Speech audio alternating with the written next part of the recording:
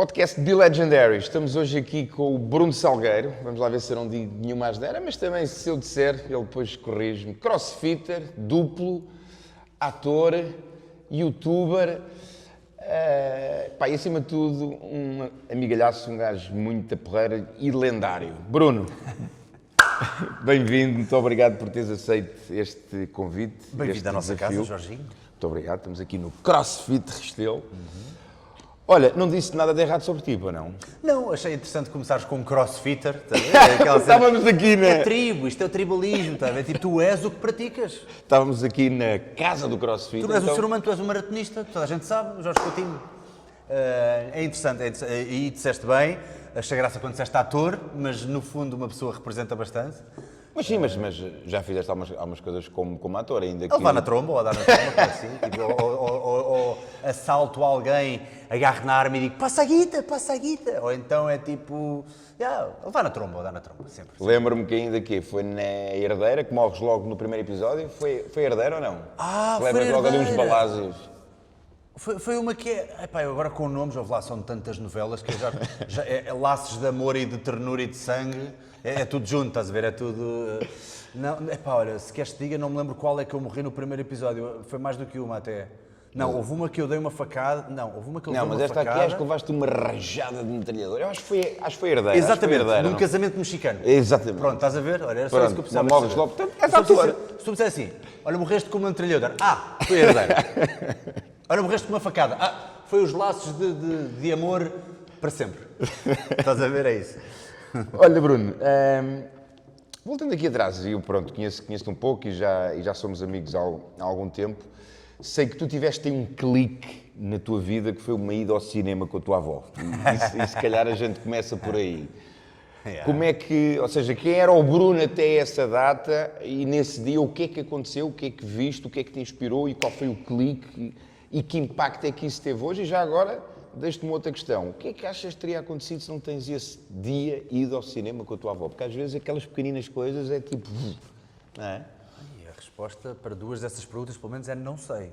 Se tu me perguntares quem é que era o Bruno até aos 9 anos de idade, eu não faço puta ideia. Eu era uma criancinha, se vi lá eu... Reguila, traquina... Sim, QB. Não era das piores, mas sim, QB. Tinha um bocadinho esse lado rebelde. E, de facto, naquele dia fatídico, acabei por ir com a minha avó ver um filme sobre a vida do Bruce Lee. Não era com o Bruce Lee, porque o Bruce Lee já tinha morrido há muitos anos, né? Mas era um já filme conhecias sobre o Bruce Lee Bruce Lee nessa altura, não? Não, eu tenho ideia de ver bocadinhos, do meu pai me ter mostrado bocadinhos do Dragão Ataca, que foi o último filme lançado do Bruce Lee. Não foi o último filme, pronto, foi o último filme, o outro depois foi refeito com atores a imitar o Bruce Lee, o Jogo da Morte, já agora o Game of Death. Mas vi bocadinhos do Enter the Dragon, do Dragão Ataca, mas não liguei muito em miúdo. E depois mais tarde, em bem miúdo, e depois mais tarde, aos 9 anos, fui com a minha avó ao cinema das Amoreiras, não me esqueço, fui ver então o Dragão, a vida de Bruce Lee. E isto eu lembro-me perfeitamente como se fosse hoje. Eu ia sem expectativas, ia de género. Isto não deve interessar para nada, mas não há mesmo mais nada de jeito para ver. E provavelmente os desenhos animados não me haviam, ou já tinha visto todos, então decidimos ir ver aquele filme. Mas foi tipo, calhas, a tua avó não tinha nenhuma ligação com o Bruce Lee, nem tipo disse, não vou levar o meu neto a ver o Bruce Lee porque isto vai mudar a vida dele. Foi tipo uma coisa... A minha avó tem origem chinesa, eu sempre achei que ela tinha origem chinesa, mas fora isso não sei, não sei. Eu digo sempre achei porque ela nunca conheceu o pai, infelizmente. Okay. Mas dizem, há a malta da família que diz que o pai era chinês, mas ela nunca soube. Portanto, isto é mesmo um grande mistério. Mas ela de facto tem origem chinesa. Portanto, a única ligação que poderia haver... Não, eu acho que era por causa do póster. O póster é um gajo, neste caso o gajo que faz de Bruce Lee, o Jason Scott Lee, está a dar um pontapé no ar e tem um sol lá atrás. Se calhar para um miúdo olhar para aquilo é de género, quero ver este. Se calhar foi isto. Ao invés de ver só pessoas com um ar sério, isto é um drama, isto não interessa um puto de 9 anos, porrada, interessa um puto de 9 anos. Fui ver. E fiquei completamente apaixonado. Tipo, a jornada, as artes marciais, e então desde aí cheguei a casa e pedi, por favor, à minha mãe para me inscrever no Kung Fu. Com 9 anos? Com 9 anos. E por acaso, onde eu vivia na altura, eu vivia em Carnaxide, havia uma escola de Kung Fu, havia aulas de Kung Fu. E como tu deves calcular, pronto, artes marciais chinesas em Portugal, não é que não haja, mas há é limitado. Agora, se queres, hoje em dia, passados estes anos todos, eu nem sei onde é que há. Calculo que haja em alguns sítios, mas nem sei te dizer de cor onde é que há. Por isso, foi mesmo uma coincidência do caraças. 9 anos, aulas de Kung Fu e depois? Depois, essas aulas de Kung Fu, lá está, eu gosto de dizer que foi aí que tudo mudou, lá está. Porque sem isso, sem esse bichinho ter nascido dentro de mim, de querer ser como o Bruce Lee, de querer começar a treinar e de levar aquilo com aquela violência que uma criança que não tem pedagogia e não sabe o que é a progressão, ou o que é passo a passo, faz. Aquela coisa de levantar às 5 da manhã para ir a correr até ao ponto X e depois lá tentar fazer 1000 flexões todos os dias, eu tinha essa loucura. Eu ganhei essa loucura, porque o que eu via nos filmes, que são disparados e que são coisas ficcionadas... Ou seja, tu fazias isso? Eu imitava. Não quer dizer que fosse 1000 exatamente, estou a dizer às vezes... Por exemplo, eu lembro-me de uma altura da minha vida, para ir com 13 ou 14 anos, a minha loucura era todos os dias fazer o mesmo treino e todos os dias era assim um número redondo, era para aí 500 agachamentos com uma mala às costas, provavelmente os agachamentos todos mal feitos, para os meus padrões hoje em dia era tipo, puto, estás a levantar os calcanhares, estás parvo, ok. Era isso, era 500 flexões, era 500 abdominais e depois, como eu queria saltar mais alto, lá está, eu não fazia ideia qual é que era a melhor programação, o melhor plano de treino para conseguir fazer isto. Hoje em dia já sei que isto era errado, mas era durante 10 minutos estar a saltar com aqueles pesos dos pés, para ficar mais pesado. A saltar normal, tipo, como se fosse tipo num concerto, estás a ver, tipo a saltar, só na ponta dos pés. Uns mais altos, outros mais baixos, quando começava a ficar um bocadinho cansado saltava mais baixo, mas durante 10 minutos non-stop. Então era este o meu treino todos os dias. Eu vou pegar nisso já, até para trabalharmos entre aspas aqui uma coisa, porque naquilo que eu faço no coaching, aquilo que eu mais ouço, e muitas vezes informações, até próprias palestras, é muita gente a dizer eu queria fazer isto, mas como é que eu faço? Eu queria... E como? A malta fica sempre presa no como. E é curioso que tu, com essa idade, 13, 14 anos, tu criaste o como, ou seja, lá está, tu decidiste fazer os agachamentos, decidiste pôr umas cenas nos pés e dar... Ou seja, tu próprio criaste o como, que é como eu digo muitas vezes, que é, tu se tens um porquê forte, tu arranjas o como, não é? Qual é que era o teu porquê, se tu te consegues lembrar ou se consegues imaginar, qual era o teu porquê? O que é que te movia com 13 anos? O que é que movia o Bruno com 13 anos para querer fazer 500 agachamentos, 500 abdominais, não sei quantos saltos com peso? O que é que te movia?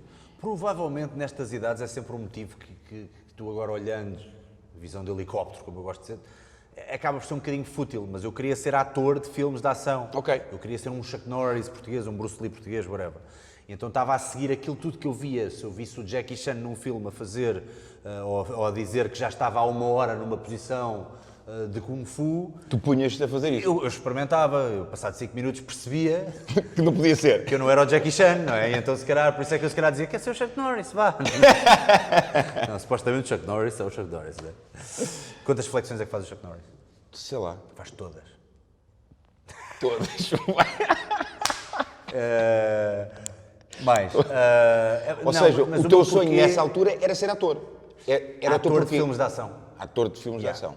Eu queria mesmo ser um ator de filmes de porrada. Era mesmo e era quê? Hollywood? Vias-te em Hollywood? Ou era tipo ator, ponto? Via, e havia uma cena dentro de mim que dizia que um dia lá ia chegar sempre. Eu não tinha dúvidas absolutamente nenhumas. Isso é muito estranho. Mas não chegaste? Não. Pá, é assim... Mas é engraçado, pronto, lá está, desvendando depois o que vem a acontecer mais tarde, e obviamente que os teus sonhos mudam também, não é? Mas isto é giro, estás a falar nisso. Mas veio ter comigo. E teres-te rido, porque há muita gente que lá está, que fica com aquele sonho, eu queria ser isto, e depois, não vou ser, e depois entram em depressão e comem isto, sem qualquer julgamento, ok? Mas muita gente que lá está, que tem este sonho, e tu disseste agora uma coisa que é fantástica, que foi, eu não tinha absoluta dúvida, ou dá certeza, disseste algo assim, que eu iria ser. O facto é que não foste, hoje em dia és uma série de coisas, tens um enorme sucesso, ou seja, criaste a tua marca, tens o teu produto, mas não ficaste agarrado àquilo. Não fui ator. Eu queria ser, mas não fui ator. Não, porque existe uma coisa muito importante que eu acho que as pessoas deviam aperceber-se, que é, às vezes, estás a ver aquela onda de, ao menos sei o que eu não quero? Sempre me irritou um bocadinho, mas faz sentido. Principalmente quando tu achas que queres uma coisa e experimentaste essa coisa. Se tu me disseres assim, eu sempre quis ser bombeiro, Experimentares ser bombeiro e dizer, olha, já sei que bombeiro não quero ser. Ok. Isso para mim é de valor. Agora dizeres, sei o que é que não quero, o que é que não queres? Não quero trabalhar nos Correios, não quero trabalhar no McDonald's, não quero trabalhar no... Ok, isso é fácil, essa é a parte fácil. Uma coisa é tu dizer, agora tu achares que tens um sonho, experimentares. Portanto, a pouca ligação que eu já tive com o mundo da representação e não sei o quê, eu sei que eu não ia lidar tão bem com isso. Okay. Porque é um meio muito instável, é uma coisa que me iria deixar um bocadinho pendurado por vezes.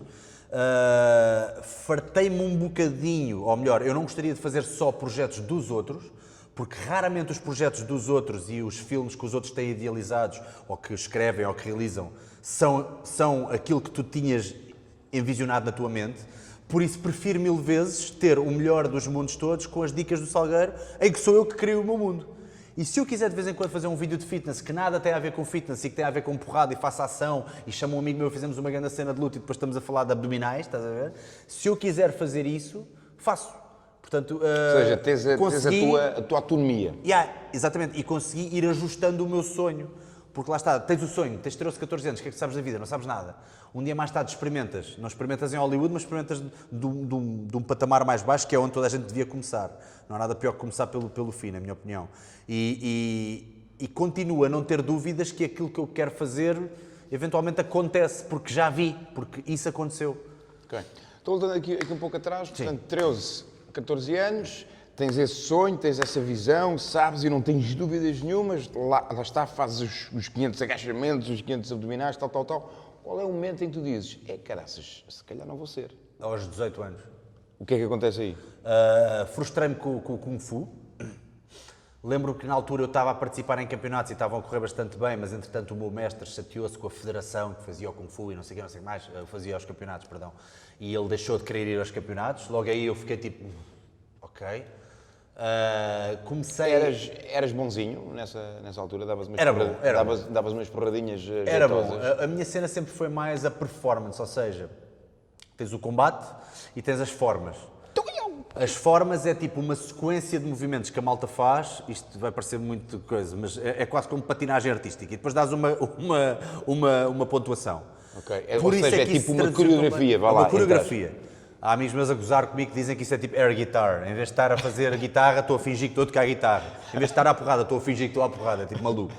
Mas isso seria tão bom para mim que me daria toda a amplitude de movimento e toda a coordenação motora necessária para mais tarde vir a ser duplo. Porque um duplo também finge que anda à porrada. Okay. Tu finges que andas à porrada, tu não andas à porrada. A pior coisa para um duplo é seres mesmo um lutador, porque entras na distância. Ainda magoas um ator, magoas-te a ti. A ideia é fingires que entras na distância. Pronto, tudo isto tem muita ciência por trás, ao contrário do que as pessoas pensam. Mas isso viria a ajudar-me bastante. Mas comecei a ficar um bocadinho desmotivado, comecei a entrar naquela onda, não sei se foi o fim da puberdade ou qualquer coisa, ou o início de agora tens de começar a enxergar-te, mas comecei a verificar que, de facto, aquela mentalidade estúpida de em Portugal é só novelas, não há ação em Portugal, se calhar isto afinal não vai a lado nenhum, nem às competições já estou a ir porque entretanto houve desincronias entre as federações de Kung Fu, que já não são muitas em Portugal. Toda a gente nas artes marciais em Portugal está a medir pilinhas a dizer eu sou cinturão isto, eu sou cinturão aquilo, sou campeão disto, sou campeão daquilo. Ou seja, é... Isso pouco ou nada vale. Fiquei desencantado com a realidade disso. E o que é que resolves fazer? Ou seja, o que é que surge depois disso? É o quê? É duplo ou... Não, ainda demorou bastante. Então, eu estagnei completamente nas artes marciais, deixei as artes marciais, foi como apanhar uma bebedeira de uma coisa e nunca mais querer ouvir falar nessa coisa durante uns tempos. Então nunca mais treinaste, ou seja, paras o teu treino? Mudei o registro. Experimentei polo aquático durante uns meses porque uns amigos meus estavam a fazer, foi também a fase em que comecei a descobrir as miúdas não cabem um gajo. E então queria ser beto, estás a ver, queria ir com os betos para o polo aquático. Ui, que giro. Fartei-me levar a monas, passado 3 ou 4 semanas, e eu já não, eu sou péssimo a nadar, portanto, já chega. Polo aquático. Experimentei polo aquático, sou péssimo, não havia pior match na vida do que eu para polo aquático, só me afundava todo. Depois fui para o rugby. Foi menos mau, o rugby ensinou-me uma lição muito valiosa, que é quando tu não tens uma coisa, vai buscar. Que era o quê? Eu era um puto franzino, que se fosse preciso fazer... Eras franzino naquela altura? Eu era definido, era aquele magrinho definido, um puto muito magrinho. Todo ripado. Pesava para aí 69 kg ou 70. Ou seja, menos 20 do que pesas agora. Menos 20 quilos que eu peso agora, exatamente. Uau. Então, eu chego ao rugby e o que é que eu aprendo? Aprendo que é tudo muito bonito, que a minha flexibilidade serve de muita coisa, a minha coordenação motora também, mas quando estás a tentar empurrar gajos que têm 100 quilos ou 90 quilos, matacões da tua idade, ou não, pouco ou nada serve. E foi isso que me fez acordar para a vida e dizer, espera aí que já vos lixo, e ir para o ginásio treinar.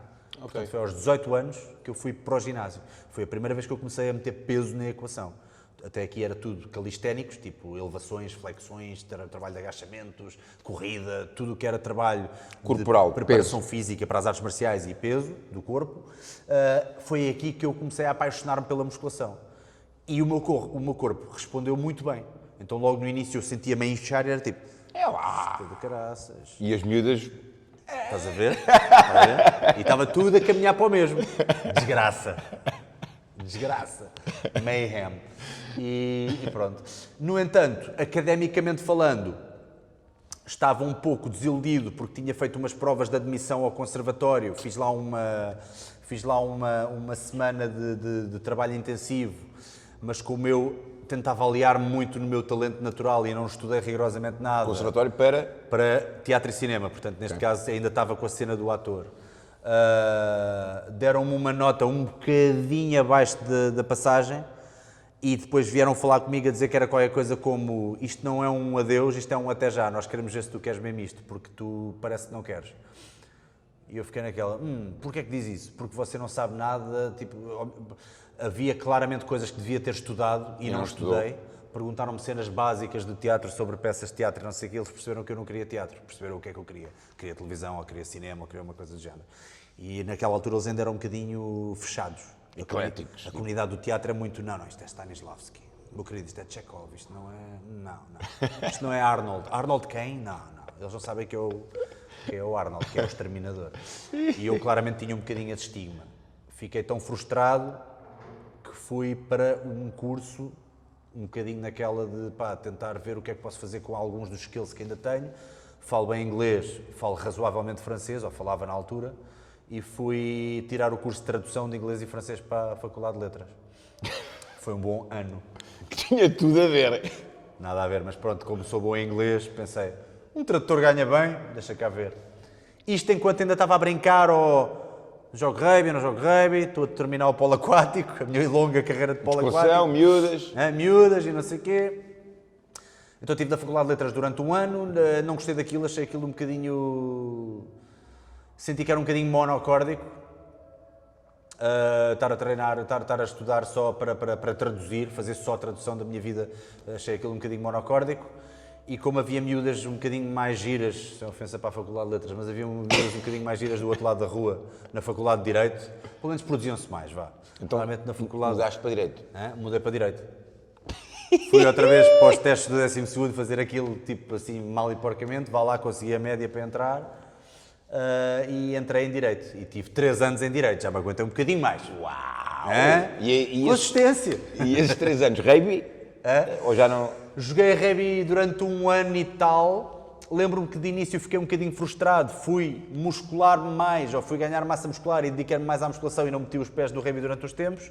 Quando voltei já estava com mais uns 8, 10 quilos e a malta até ficou tipo, Fónix, és o mesmo Bruno? Caraças, sim senhor, agora já estava a dar luta. No entanto, a jogar contra a malta que estava a treinar rugby desde muito miúdos, a minha técnica era péssima, com a bola, com tudo. Portanto, aguentei-me ali um bocadinho, e aos treinos e não sei o quê, mas quer dizer, aquecia ao banco, não era um gajo titular e também não fazia pretensões. Porque desde o Kung Fu não tinha havido uma paixão tão forte a nível de modalidade desportiva para mim. Okay. Então o rugby ainda era um filler, estás a ver? Okay. Tenho que fazer qualquer coisa, senão para mim preciso de atividade. Mas foi uma boa escola de vida, lá está.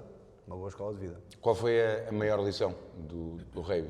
Foi exatamente aquela que eu disse há bocado. O que tu não tens, vai buscar. E irrita-me aquela malta que diz, eu até experimentava crossfit, mas eu não tenho resistência. Vai buscar? Facto, é para isso que aqui vens, não é? Vens aqui para ganhar resistência. Ou então, se estás muito preocupado com isso, vai dar umas corridas, durante um mês, prepara-te um bocadinho e depois vens e já não fazes. Porque a malta tem medo das figuras que vai fazer, não é? Foi isso que eu fiz, Eu olhava para os gajos, eles eram mais musculados do que eu. Qual é que era a única diferença? Eles faziam ferro, eu não. Ok, bora fazer ferro. Eles comiam mais, eu comia menos. Bora comer mais. qual é a cena, mano? Yeah. Tipo, eu com 18 anos sabia isto, como é que há pessoas que ainda não sabem isto? Ou seja, tu sempre foste muito orientado para a solução e menos para o problema. Sim. Que normalmente a malta é muito mais orientada para o problema e menos para a solução. Não que não tenha as minhas fases negativas e Todos temos, não é? Claro, não é? E lá está, esta questão de vou deixando das artes marciais, Portugal é. Estás a ver? Isto já era o meu negativismo a falar, Claro. a minha caixinha pequenina de cérebro a falar e a desistir de sonhos. Mas sim, nessas coisas era tão pragmático, mesmo pragmático. Ok. Eu não tenho nada para comer. Arranja uns ovos, mas vai buscar uns ovos e faz. Eu sempre fui assim, desde miúdo. Desenrasca, tipo, prático. Ok. Completamente. Direito, 3 anos, o que é que vem depois? Portanto, isto aí estás com quantos quê? 23, 4, 2? Portanto, entrei em Direito um ano depois do que... Melhor, tive em tradução, portanto entrei em Direito com 19 e não com 18, que é o normal da malta que sai logo do 12º e vai, pronto. Portanto, 19 até aos 22, já estou a fazer as contas, até aos 22. Eventualmente, eu costumava ir estudar para o aeroporto com amigos meus.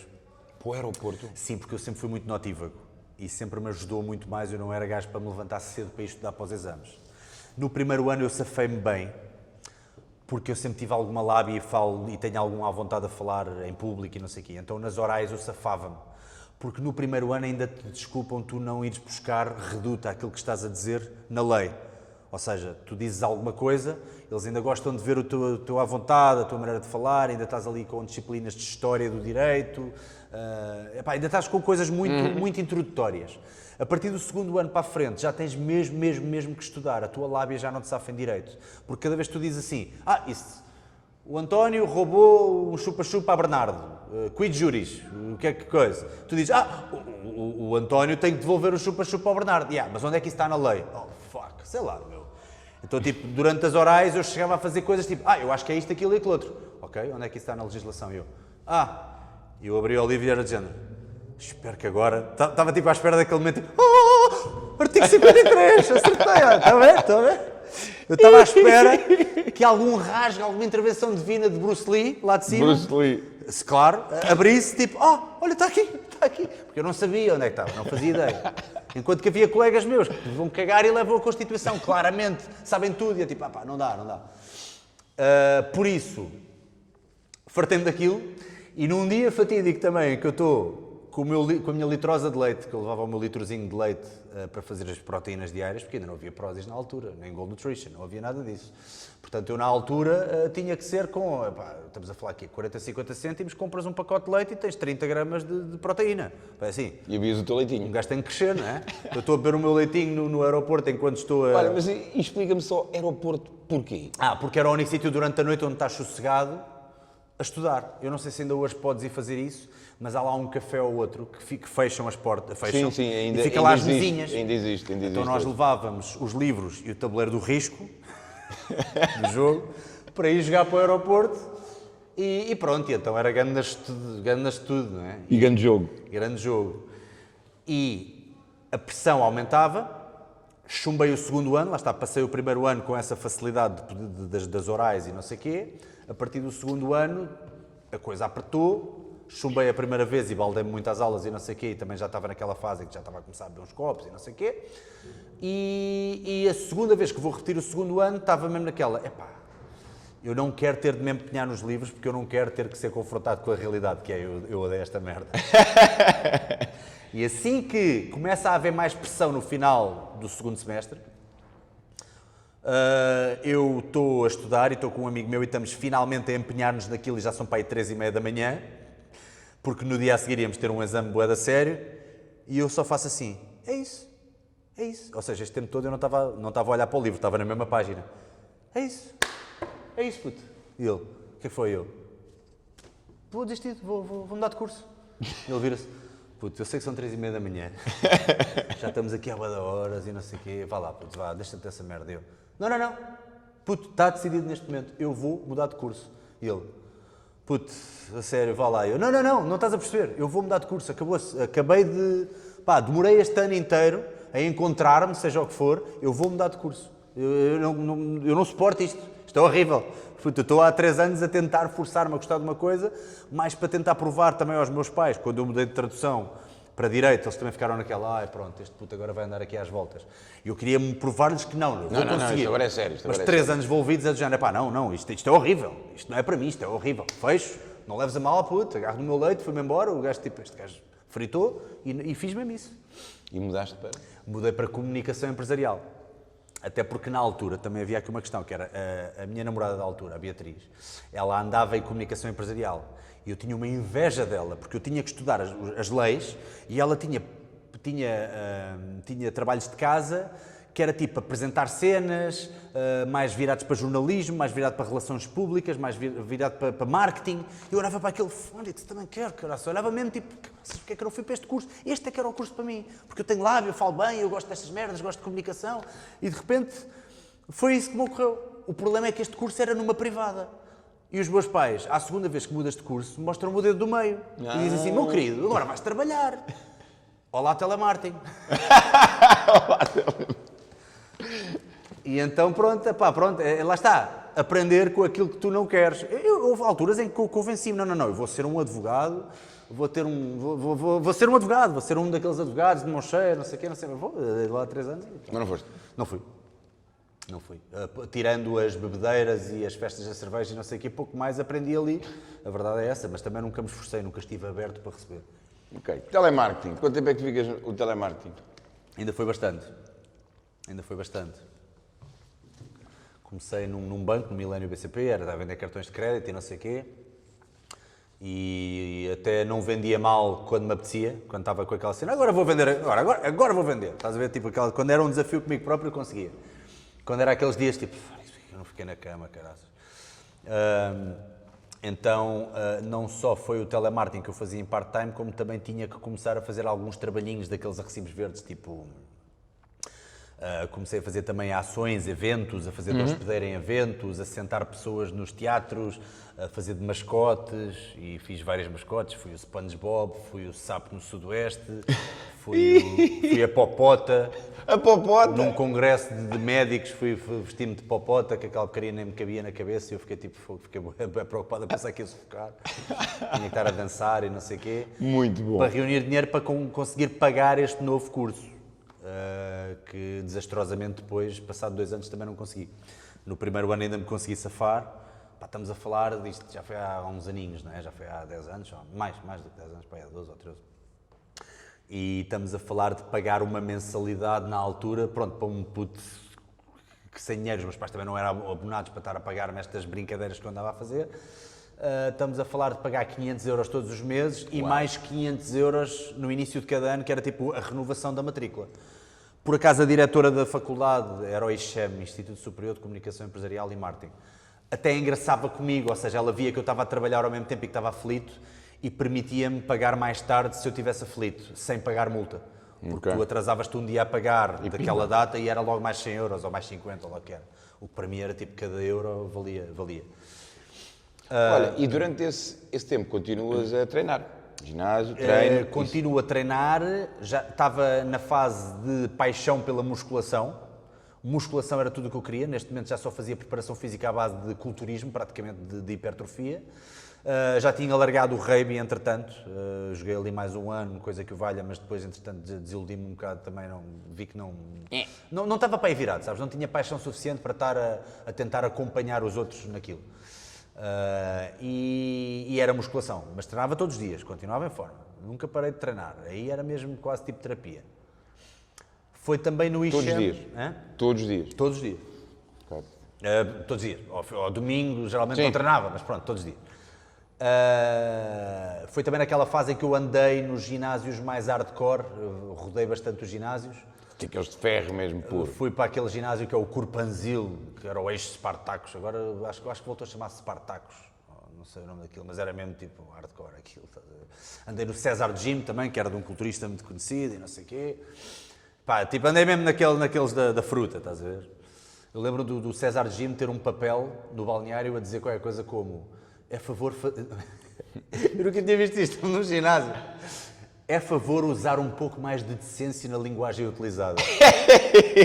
Ou seja, como o balneário era perto do ginásio, aqueles animais estão tipo a tomar banho e a esfregarem-se e a dizer Pronto, a dizer todas as neiras e mais algumas, é mesmo malta do bairro, estás a ver? E ouve-se tudo, estão raparigas, estão pessoas a treinar lá fora, ou lá dentro, e ouve-se tudo. E então o gajo decidiu pôr um papel A4 a dizer, por favor, mais decência na linguagem utilizada. Brutal. Mas era esse ginásio que eu queria, estás a ver? Era um ginásio que tivesse que ter esse aviso, que era mesmo ferro, ferrugem, com ferrugem, uma cena mesmo fixe.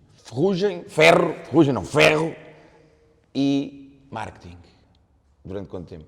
Marketing não, comunicação empresarial. Mas era a parte do marketing que me interessava mais, de certa forma. Ok. 2 anos, faltava-me um para acabar o curso. E desististe. E desisti. Porquê? Mas aí, olha, foi a única que eu tive mesmo uma desculpa, que é dizer, não tinha dinheiro nenhum, já estava a dever dinheiro a imensas pessoas. Já devia dinheiro ao banco porque eles permitiam, arranjar lá um módulo daqueles em que tu consegues ter a conta a descoberto até 1.500 euros e eu já estava tipo a 1.500 e não sei quanto, porque entretanto descobri que nas portagens, mesmo que estejas a passar o plafond negativo, nas portagens também consegue, tipo, passas o cartão e na altura aquilo não vê quanto é que tu tens. Então eu lembro de na altura conseguir até aos 1.800 negativos, ou coisa que valha. Devia dinheiro à Segurança Social por causa dos trabalhinhos de recibos verdes, porque no primeiro ano tu não precisas de descontar, parece-me que é assim, na Segurança Social, mas depois começas a descontar e eu nunca tinha pago Segurança Social na vida. Portanto, devia para aí uns 3.000 euros à Segurança Social. Jesus. Devia a alguns amigos meus, porque ainda assim eu, queria ser minimamente macho e ir de férias com os meus amigos. E então eu dizendo, puto, arranjam-me lá 600 paus que eu vou convosco de férias e não sei o quê. Depois juro que pago. Foi também a altura em que eu descobri a Faculdade de Comunicação Empresarial, nada contra ela em específico, a faculdade é boa, mas foi por acaso onde eu descobri também os meus charrinhos. Portanto, foi numa altura em que eu comecei a ficar um bocadinho viciadinho em drogas leves. Fumava lá os meus paquistanis e os meus chamons e não sei o quê, no fundo para tentar automedicar esta cabeça que sabia perfeitamente o buraco em que se estava a enterrar, mas não queria ter de lidar com isso, estás a ver? Então à noite era sagrado, treinava na mesma, sempre a treinar. Atenção, mantém isto sempre igual. Foi a única coisa sempre constante na minha vida, já viste? Incrível. Chegava a casa, era tipo, sagrado, o meu king size, não sei o quê, não sei o quê. Passado um bocado, ia outro. Comecei a ficar cronicamente viciado naquela porcaria. Porque era um prazer que aquilo me dava. Eu também sempre fui um gajo de ficar acordado até às tantas, ficava a ver filmes, a ver as minhas cenas, onde eu não tinha que dar satisfações a ninguém nem ao mundo. Era a tua caixa. A minha mãe ia dormir, eu punha-me a fumar, ainda morava com a minha mãe.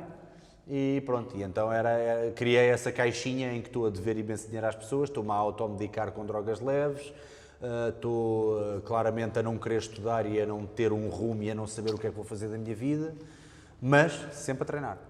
Não no meu topo de forma, mas na medida do possível. Mas sempre ativo. A 80%, estás a ver? Não a 100, a 80%, sempre ativo.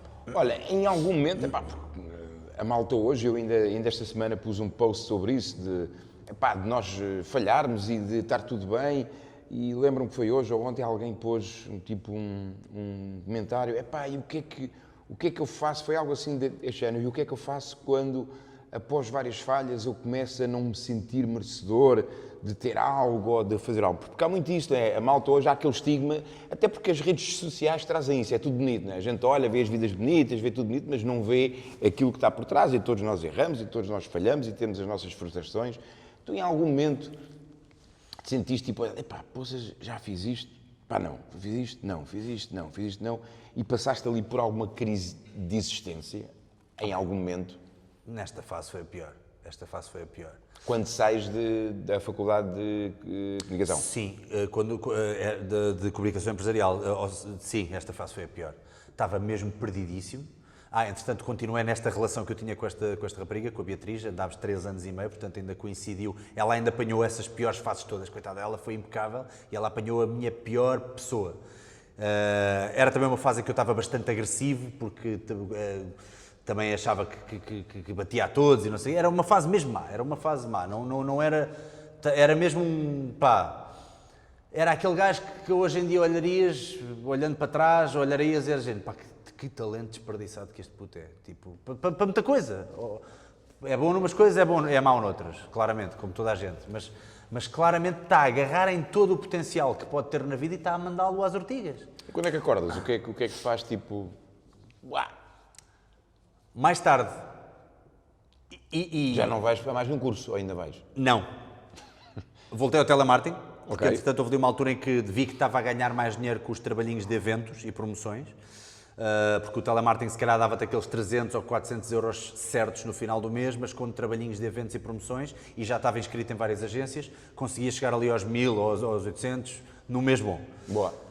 Portanto, já fazia isso há algum tempo, e há um dia mais tarde, e apesar da minha relação estar a deteriorar, porque a minha namorada da altura, a Beatriz, viu que eu estava cada vez a entrar no fosso e ela Estamos própria... a falar com um Bruno com o quê? 25, 24? Para aí.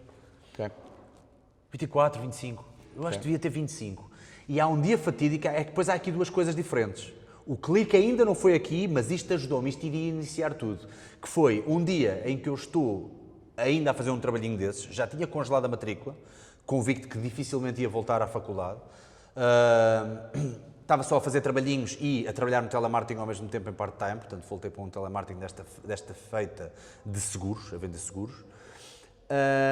E há um dia que eu estou com a minha ex-namorada, estamos a entregar porta-chaves, a fazer trabalhinhos, esses trabalhinhos de eventos à porta do Tivoli, que havia uma peça qualquer com a Rita Pereira, uma peça de teatro, e vejo a passar um tipo asiático, que eu, por acaso, quando era mais miúdo, isto voltando um bocadinho atrás, mas muito rápido, quando eu era mais miúdo, através da internet, já nos princípios da internet, tinha feito algumas amizades com quem praticava artes marciais em Portugal.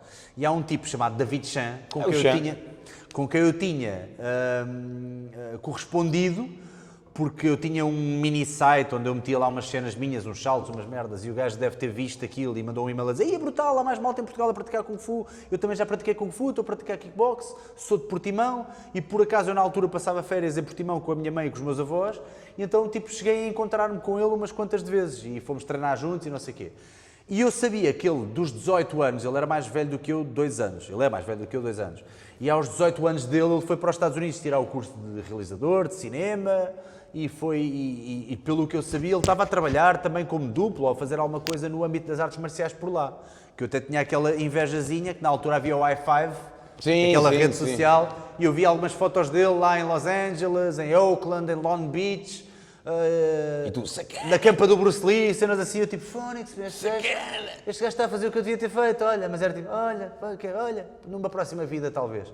Epá, e não é que um dia mais tarde estou eu a entregar os tais porta-chaves e aparece o chinesinho, porque ele tinha voltado para Portugal. Ele teve 8 anos nos Estados Unidos. Damos um grande abraço e ele disse: "Mas que é feito de ti, que é feito de ti?"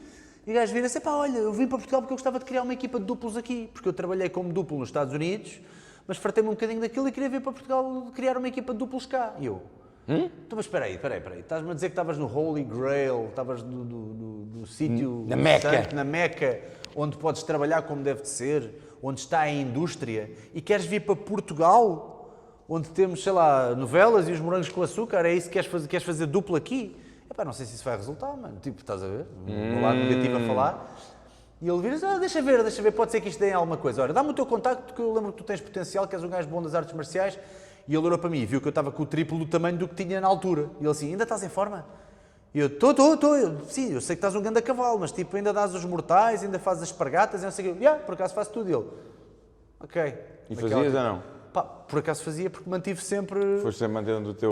Por acaso é assim, o meu trabalho aqui, tal como eu disse há bocado, o meu trabalho de ginásio aqui era só como hipertrofia e não sei o quê. Mas eu sabia que ainda conseguia fazer os mortais, os flicks e as espargatas. Mais pesado, mas conseguia. E os pontapés ainda estava lá tudo, porque as bases tinham sido boas, foi a sorte. E o gajo vira-se: "Então, olha, eu vou ficar com o teu número." E não é que o gajo, passado um mês, liga-me e fazemos o nosso primeiro trabalho. Ele deu-me um pequeno personagem que era numa manifestação, numa novela chamada Perfeito Coração, para a SIC. E ele disse: "Olha, tu vais fazer de manifestante, estás com uma fita na cabeça, estás de manga cava e não sei o quê, e vais contra os polícias e eles depois batem-te." Eu: "Ok, pá." Eu estou nessa altura, eu pensei: "Queres ver que isto é uma oportunidade vinda do céu?" Então eu agarrei Mais uma naquela vez o Bruce Lee. oportunidade. Mais uma vez o Bruce Lee, só pode. De Portimão, que é o Xan. Portimão. Eu agarrei naquela oportunidade, agarrei em todas as frustrações, todo o drama, toda a raiva, tudo, e aparentemente fiz um trabalho tão bom a fazer aquilo que até a realizadora fez-me ali uns planos fechados só em mim, do género: a gritar e contra o corpo de intervenção e os gajos a baterem-me. Gostaram tanto daquilo que aquilo ficou assim uma cena muito apoteótica no filme, uma cena muito fixe. Tanto que no final do dia eu desmanchei-me a chorar, a dizer obrigado por esta oportunidade, eu sei que se calhar nunca mais vamos trabalhar, mas eu estava a precisar disto, e lá pá, desmanchei-me a chorar, a malta toda agarrada a mim, tipo, foste muito bom, eu tipo, pá, está-se bem. E não é que a partir daí o gajo viu que ainda havia potencial em mim, continuou-me a chamar, e a partir daí surgiu então o nosso primeiro projeto a sério, que era a Lua Vermelha, que era uma série da SIC infanto-juvenil com vampiros. Dos vampiros, ok. Então foi aí que nós começámos, a Mad Stunt, a equipa dos duplos, foi aí que ele criou a empresa e então reuniu ali uma grupeta. Okay. E começou aqui a nova jornada. Ou seja, lá está, parecia que, e é um bocadinho aquilo, aquela certeza que eu tinha em puto, que me ia parar um dia alguma coisa de fixe deste género, não era necessariamente Hollywood, mas que ia parar alguma coisa ao meu colo. Aconteceu. Ela aconteceu. E é bué de estranho.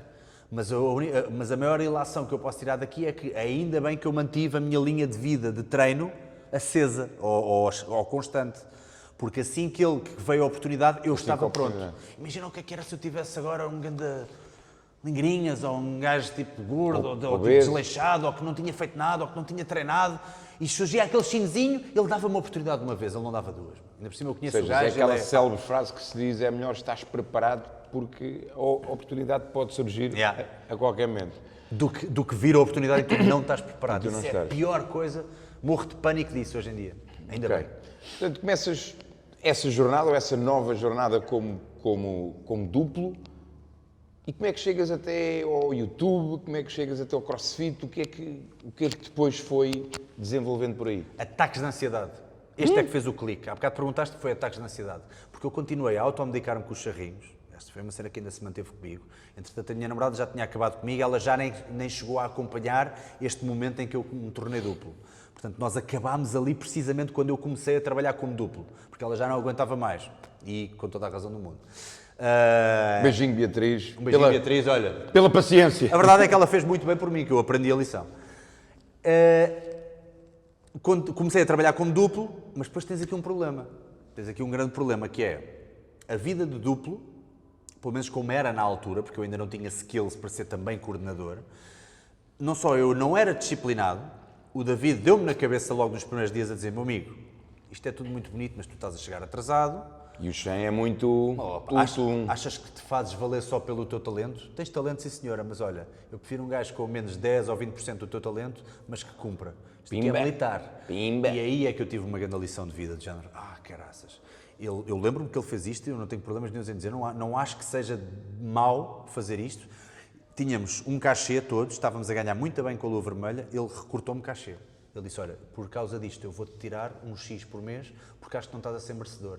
E isto não é uma cena para tu ficares chateado comigo ou para tu desmoralizares, isto é uma cena para tu lutares para conseguires as tuas merdas na vida. E eu odiei-o na altura. Este gajo, sei quê, como é que ele se atreve? Ele não tem ninguém tão bom como eu. Estás a ver? Ego. Mal me deram uma mão, eu era logo o braço todo que eu queria. Pá, que estupidez, meu. Hoje em dia olho para aquilo, é tipo, Fónix, que vergonha. Estava mesmo mal educado, sabes? Olhas para isso Estava mal educado. Como ego. Epá, era muita coisa. Era... Tudo o que tinha acontecido até aqui tinha criado um gajo pobre e mal agradecido. Estás a perceber? Que achava que o mundo lhe devia alguma coisa. Que achava que tinha mais talento do que o mundo aguentava. Estás a ver? Epá, estupidez. Eras muito Era novo. Quase toda a gente, quando chega aos 30 e tais, olha para trás e diz, epá, realmente aos 20 era um grande otário. Eu era um grande otário, era um gajo mesmo estúpido. E isso ajudou-me a amainar, devagarinho. E mais tarde, uma vez que a minha vida, depois da Lua Vermelha e tudo, continuámos a ter projetos e conseguíamos viver já bem financeiramente do trabalho duplo, pelo menos 3 ou 4, uma mão cheia de nós na equipa dos duplos. Mas acontece uma coisa engraçada, que é, eu como continuei com os meus charrinhos e com as cenas e não sei o quê, eu dei por mim a ficar muito reativo, que é, estou treinado, estou pronto para o que der e vier, mas a minha vida é esperar um telefonema do chinesinho a dizer, olha, tens trabalho na quinta-feira. Isto é muito pouco criativo, isto é muito pouco proativo. Ou seja, estavas tipo ali... A minha vida era agora vou treinar, comer, descansar, esperar trabalho. E tinha o suficiente para viver, financeiramente, tinha tudo, mas claramente alguma coisa ali não estava a haver um lado ali que não estava a ser alimentado. E então... Ou seja, estavas na tal zona de conforto. É pá, completamente na zona de conforto. Só ficava na zona de desconforto quando ia trabalhar. Porque às vezes o género, olha, agora vais ter que saltar de uma falésia. Sério? E bater Okay. com a cara na água e ficar durante quanto tempo? Fiquei dormindo, pá, foi a dobrar o José Fidalgo para a novela Rosa Fogo, saltei para a água, bati de chapão de cara, pá, foi na boa uma semana e meia sem sentir a cara. Foi meio tipo, parecia sei lá o quê. Essa novela deu cá de mim, foi isso, e uma semana depois ser atropelado, porque o sacana do personagem dele levava porrada à torta e direita e no fim morre com o atropelamento. Portanto, tinha que ser um atropelamento mesmo daqueles. Eu bati com a cabeça, fui para o hospital e não sei o quê. Ei, nem com o que é. Portanto, as únicas Foi o alturas Xande da vida... que te atropelou? Ou não? Não, foi o Pedro Borges da minha equipa. Ok. Porque o outro dia sei que vi um podcast com ele em que vocês meteram tipo uma cena. Foi essa cena ou não? Quando o Xande foi lá ao teu podcast... Eu é que já o atropelei para aí 2 ou 3 ou foste vezes. tu? Ok. E nós andámos a trocar ali um bocadinho. Já o Ok. atropelei 2 ou 3 vezes e nesse podcast eu mostrei os atropelamentos dele. Yeah. E também foram muito brutos. Nós já tivemos atropelamentos muito brutos. Epá, é aquelas cenas que dói sempre. Não vale a pena estar a dizer, e tal... isto é técnico. É técnico, caraças. É técnico o salto para o carro. Pá, mas tens algumas proteções, não é? Tens tipo um coletezinho, uma coisa qualquer. Se o guarda-roupa da tua personagem permitir, Tens, se senão não não for tens. verão e tiveres de manga cava, Mas sim, mas normalmente metem um casaquinho, é uma cena assim. Agora a cabeça está exposta. Yeah. Não vou dobrar o José Fidalgo a meter um capacete. De repente vês o gajo com capacete, perdes logo Yeah. a ligação à cena. Mas olha, voltando aí atrás, estavas a falar, estavas em casa, charrinhos e não sei o que mais, ataque de ansiedade. Dá-me o meu primeiro ataque de ansiedade em Vila Moura, na festa de anos de uma amiga minha. Tinha estado a fumar uns charrinhos à tarde e não sei o quê. Não é necessariamente por causa dos charros, apesar dos charros poderem potenciar. E é isto que a maioria da malta lá está, a correlação não é causa. Não é? E a maioria da malta que acha que os charros são completamente inócuos e que não fazem mal a ninguém, depende da pessoa. Há pessoas com mais potencial para isto. Eu já estava numa fase má da minha vida, lá está, estava bem melhor do que já tinha estado, mas a fase de ser reativo e passado 4 ou 5 anos, neste caso devia ser 3 ou 4 anos, de trabalhar como duplo, chegas ali a um ponto em que é de gente, estou a fazer o que gosto, porque é que eu não me sinto realizado? Porque faltava aqui qualquer coisa ainda. E então, o facto de tu chegares a casa e indagares mais e fumares e continuava cronicamente a fumar, nunca durante o trabalho, atenção, nunca mesmo. Durante o dia trabalhava ou gravava, quando tinha gravações, e à noite chegava a casa a dizer agora o meu pombinho ninguém me o tira. E fumava os meus 7, 8 charros na mesma. Tipo, mesmo a artista, estás a ver? Eis que há um dia que eu estou em Vila Moura, no Algarve, estou com os meus amigos todos. Foi uma semana de bastantes excessos, o que também deve ter despolutado isto. Já tínhamos metido ali umas coisas más e já tinha bebido umas bebidas e já tinha apanhado de beras todos os dias e não sei o quê. E então há um dia que eu estou nesse jantar de anos da minha amiga e eu começo a sentir-me do género. Eu tinha a certeza que ia ter um ataque cardíaco. Então eu levanto-me, começo a sentir tonturas, a sentir o coração a bater assim, pessoal, eu não estou bem. Então fui a andar, fugi dali daquela mesa, fui até à casa que nós tínhamos arrendado, ponho-me de boxers porque estava a morrer de calores e a ter suores e não sei o quê, a andar à volta da piscina a pensar, eu vou morrer. Então tipo, foi um ataque de pânico que eu tive ali, super agressivo. Bem, mas uma coisa é certa, vais. Tu, eu e todos nós, não é? Portanto, só não era naquela altura. Pois, mas... Epá, deu-me ali um enclausuramento mental que eu não me conseguia agarrar a um pensamento positivo. Estavas só nesse ciclo, eu vou morrer. Estava só num ciclo mau de eu vou morrer, alguma coisa má vai acontecer, eu não consigo lidar com isto, eu sou fraco, eu não consigo lidar, alguma coisa me está a acontecer. E depois os meus amigos voltam a casa também e depois há um amigo meu que tem a brilhante ideia, ele já estava bêbado, de-te mandar dizer para assim, dentro de água. deita-te lá, puto. E eu deitei-me, ele agarra-me no coração e diz assim, toca-me assim no peito e diz, puto, estás bué acelerado. É a pior coisa que podes dizer a um gajo, porque os outros depois fazem, não está nada, oh, puto, não está nada, e a pescarem olhos aos outros, filhos da puta, isso é pior, não façam isso, mano, vou morrer, eu sei que vou morrer, não é preciso dizerem nada, vão se divertir, putos, eu fico aqui, vão se divertir, está bem teatral e não sei o quê. E eu pensei que era daquilo, eu pensei que era dos excessos daquela semana, pensei que era só aquilo que ia passar e não sei o quê. No dia a seguir acordo, e a primeira coisa em que lá consegui adormecer e não sei o quê, nada se passou, olha, não morri. No dia a seguir acordo, a primeira coisa que penso é, será que ainda estou bem? Não estou bem. Continuo. E o caraças. Viagem para Lisboa, que era o último dia ainda por cima em Vila Moura. Chego a casa, está-se bem, não sei o quê. Esse dia lá consegui sobreviver. No dia a seguir, estou em casa à tarde. Não tenho nada para fazer, vou fumar um charrinho. Fumo um charrinho, a meio do charro. Ai, mãe, pronto, não estou bem. O que é que eu decido? Decido ir para o Colombo, à farmácia. Decidi naquele preciso momento em que eu tive o ataque de pânico em casa, decidi naquele preciso momento, nunca mais vou tocar num charro na vida, agora tenho a certeza que é dos charros. Fui ao Colombo, a um centro comercial gigantesco, não é? Onde também me atrofiei todo, que era só pessoas a passar e eu a ver bué da cores e bué da luz a pensar, pá, se eu desmaio aqui estou tramado, mas fui imediatamente à farmácia, vir-me para a primeira pessoa com uma bata branca que eu vejo uma rapariga, por acaso era muito gira, vejo uma rapariga e digo assim, olha, desculpe, eu vou ter que lhe pedir aqui uma ajuda. E é assim, eu larguei os charros, larguei as drogas leves. Está a ver? Tipo, como se fosse o caroço. E ela, tipo, tadinho, tipo, olhar para mim, tipo, sim, claro, coitadinha. Ela até perguntou assim, chamou? E eu, sim, chamou, uma bolota, o que houver, erva. O que houver, sim, drogas leves. E então eu queria qualquer coisa para me acalmar, não sei mais. Ou seja, eu falei e nem a deixei falar. E ela no final vira-se, é que eu estou só a vender estes cremes da Lancôme. Eu sou promotora, eu estou com uma bata porque tenho que estar com esta bata. Mas olha, está ali o farmacêutico, mas olha, as melhoras. Eu digo, obrigado, já com a lágrima no olho. Pô, daí isso me corria bem. Muito bom. Então chego ao pé do farmacêutico, houve um gajo muito bacana, nunca mais vou esquecer dele, pá, o gajo bacaníssimo, diz, olha, precisa de alguma coisa, venha cá, falamos um bocadinho, fazemos o que for preciso, vá, agora tenha calma, é assim. Você vai ver que isto também não é o fim do mundo, drogas leves não são como as drogas pesadas, não sei o quê. Agora é assim, eu vou-lhe dar uns comprimidos, não era... Tinham-me falado nuns para acalmar que era... Pá, aquilo não faz nada, Valdesper. Não faz nada, tipo o extrato de valeriana, é como um chá de tília, estás a ver?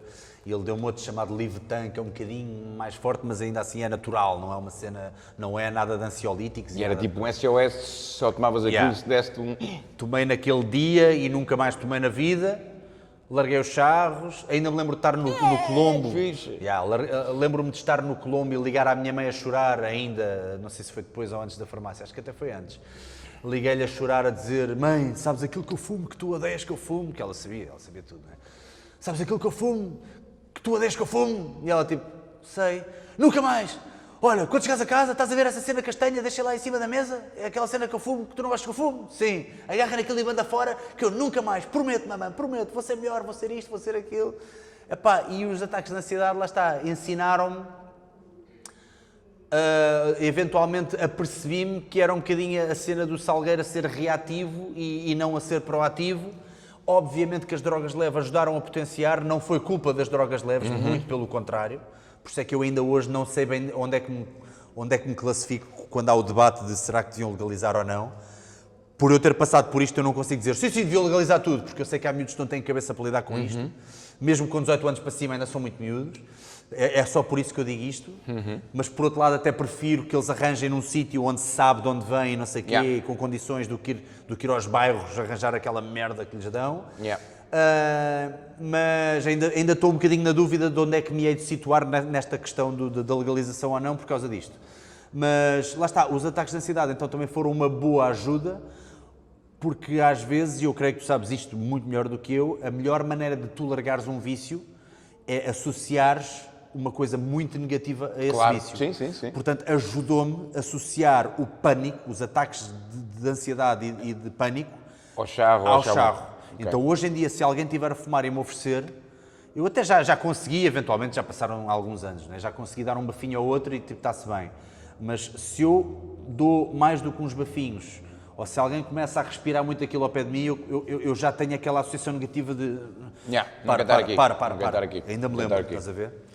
E foi a melhor maneira de largar cold turkey uma cena deste género.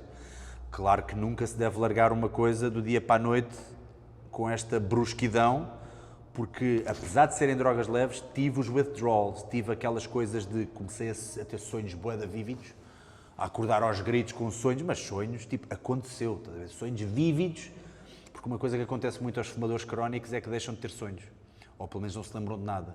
É uma cena que eu não sabia, deixam de entrar naquela fase de sono que é o REM. Sim.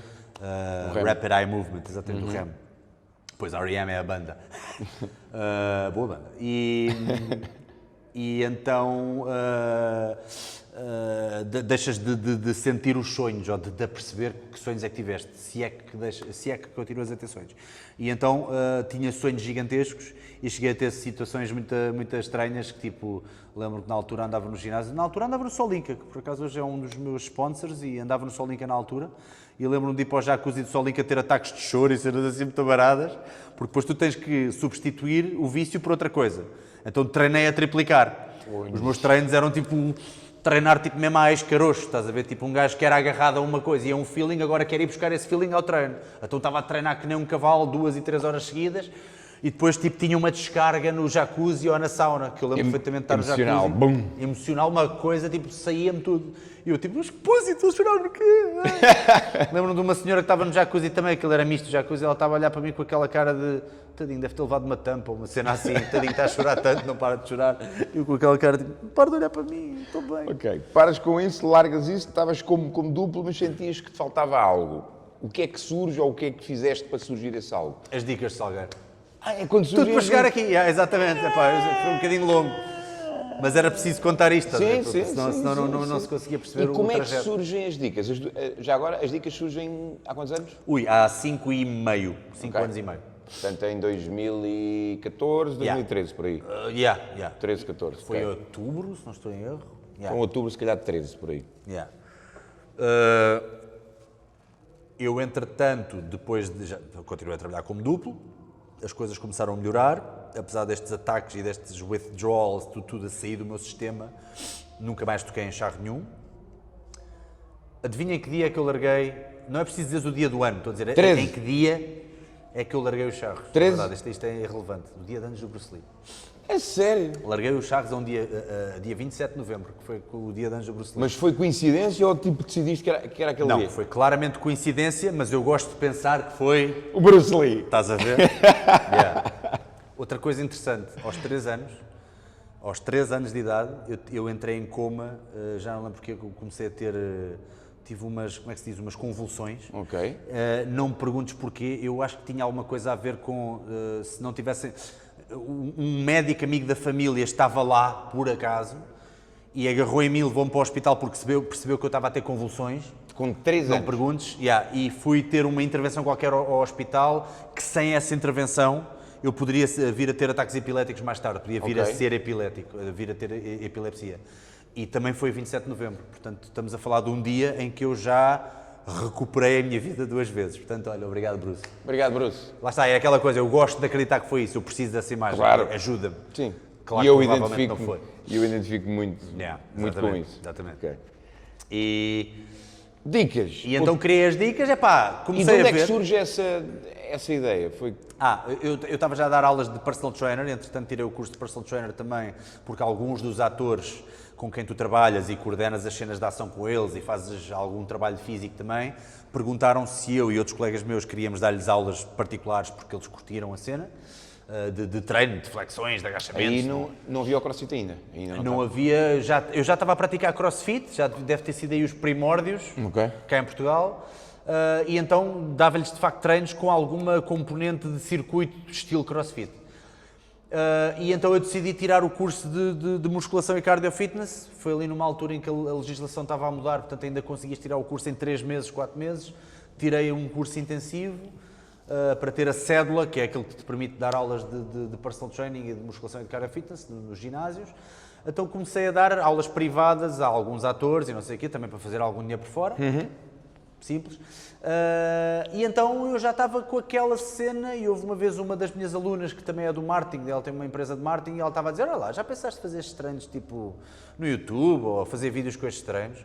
E lá está, a primeira vez que tu ouves isto é dizendo, já há tanta gente a fazer e não sei o quê, mas é mentira, em Portugal não havia, Havia muitos brasileiros a fazer, há muita maromba, muito vídeo da maromba e é tudo coisas específicas de culturismo, mas ginástica ou treino físico para dar skills à pessoa comum do dia-a-dia não havia nada. Então reuni-me com 2 amigos meus, o Ivo Saraiva e o Luís Pissarro. O Luís é meu amigo desde que eu nasci, porque as nossas mães são muito, muito amigas. E ele tem uma produtora, portanto eu perguntei-lhe se ele... Nós até já tínhamos encontrado uma vez ou outra e já havia um bocadinho aquela cena, como ele sabia que eu trabalhava como duplo, havia um bocadinho aquela cena, um dia vamos fazer uma cena juntos. E foi dizer, olha, queres criar um canal do YouTube, fazer uns videozinhos a dar dicas de fitness? E o gajo, olha, Bora. isso por acaso bate, essa cena pode bater. E eu, então bora lá. E por acaso o Ivo um dia vem ter connosco e o Ivo é um amigo meu, arquiteto, estávamos a beber uns copos no bairro, uma cena assim, e o Ivo disse, eu edito, querem que eu edite? Porque o Pissarra disse, eu só não faço a edição, eu não me meto nisso, pá. Eu gravo, tenho o material, tenho a minha produtora, tens o melhor material à tua disposição, fazemos a cena toda, lapelas, tudo. Mas edição não. Mas edição, até sei um bocadinho, mas não me meto nisso, não leves a mal. E eu, ok, contratamos ou vemos aí o que é que se pode fazer. E o Ivo, por acaso, disse, eu edito isso, isso é grande ideia, eu edito. E ficámos juntos a fazer os vídeos, logo o primeiro que fizemos foi tipo, para os standards da altura foi um sucesso, tipo, num dia teve logo 1000 e tal visualizações, eu nunca tinha tido um vídeo com 1000 e tal visualizações, 1000 pessoas viram, foi bastante na altura. E começámos a fazer vídeos, ideias não me faltavam, porque eu também ia dar aulas e a cena de dupla e não sei o que, ia-me dando ideias para fazer coisas novas, brincadeiras, até que surge aquele vídeo da espargata do Van Damme a gozar com o anúncio do Van Damme, da Volvo, roubámos uns carrinhos no supermercado e fizemos ali uma mini produção, muita estapafúrdia, e gravámos esse vídeo, e esse vídeo pôs-nos na estratosfera porque teve muitas visualizações, passou na televisão, que era tipo um dos vídeos mais vistos do ano, e a partir daí foi tipo, não, as dicas têm mesmo um lugar, tipo, isto pode dar em alguma coisa. Então lá está. Esse vídeo surge quanto tempo depois das dicas? Muito pouco tempo. Foi logo ali? 3 meses, pá. Ok, foi logo ali. Pensámos mesmo, tipo, isto temos que ser atempados. O anúncio do Van Damme surgiu agora. Tinha surgido há 20 dias ou há 15. Eu faço a espargata, que é uma cena rara, não é? Tipo, um gajo tipo, com este tamanho fazer uma espargata ou uma cena assim é raro. Se calhar agarramos nos carrinhos, se calhar fazemos... começamos ali a brincar com a ideia para tentar. Caí 2 ou 3 vezes a tentar fazer o anúncio, a tentar fazer primeiro, mas depois lá consegui, foi tipo, isto ficou bem de giro, slow motionzinho, o gajo a abrir as perninhas, meti aquela voz de fundo a dizer tipo, já fiz muitas espargatas, não sei o que mais. E, ficou bem de giro e a malta curtiu bem e a partir daí começámos a fazer muito mais. E eu comecei a perceber que, eu sou a artista do fitness, eu não sou atleta, eu não ando em competições, eu sou artista do fitness, é isso que eu sou. Acho eu. Do género, pegar em abdominais, num treino simples de abdominais, mas bora lá dar aqui um cunho diferente, contar uma história, com ângulos, com planos de câmara diferentes, com criatividade. E com isso tudo tens imensas pessoas que tocaste, que transformaste, que mudaram, as suas vidas e que recebes mensagens diariamente. De malta. E é uma cena estranha porque o virtual torna-se real, ou seja, tu primeiro vês as mensagens e é do género, uau, brutal, aí esta pessoa perdeu 30 quilos, diz que foi por causa dos vídeos que começou e não sei o quê, tudo bem, mas depois tens essas pessoas a virem ter contigo na rua e é do género, não, isto ainda é muito mais forte ao vivo, isto ao vivo dão-te aquele abraço mesmo sentido, ou quase que desfazem as lágrimas à tua frente, obrigado por tudo, amigo, e não sei o quê, é tipo, fónix. Então eu percebi que muito do sucesso das dicas é por causa daquela comunicação coloquial que faz-me ser um bocadinho o boy next door, é como se eu fosse aquele teu vizinho que está em forma, que te chama para ir treinar. És muito prático, não é? Pelo menos eu gosto dessa concepção e então tipo mantivemos esse registro, que acho que é o mais importante. Surgem as dicas, fazes o livro, escreves um livro mais tarde, não é? Como todas as ideias que aparecem, e já vimos até agora que é um padrão. Bruno, gostava de escrever um livro? Um livro? Está tudo parvo. Mais uma vez, o meu lado negativo, mas que depois começas a crescer, começas a pensar, não sei, por que não eu? Deixa cá escrever uma coisinha. Isto ficou do caraças. Deixa cá escrever mais. E de repente é do género, ok, não vou fazer um Shakespeare, vou escrever uma coisa básica, simples, que toda a gente possa perceber e que a qualquer altura pode ir consultar e que no final ainda tem um plano de treino.